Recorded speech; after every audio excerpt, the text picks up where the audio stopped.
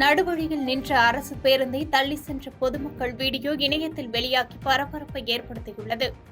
நெல்லை மாவட்டம் பாபநாசத்திலிருந்து நெல்லைக்கு அரசு பேருந்து ஒன்று புறப்பட்டது.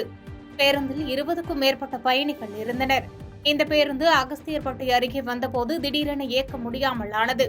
அப்போது பேருந்தை இயக்க பேருந்துகளில் இருந்த பயணிகள் மற்றும் பொதுமக்கள் முன்னும் பின்னுமாக பேருந்தை தள்ளி போராடி பார்த்தனர்.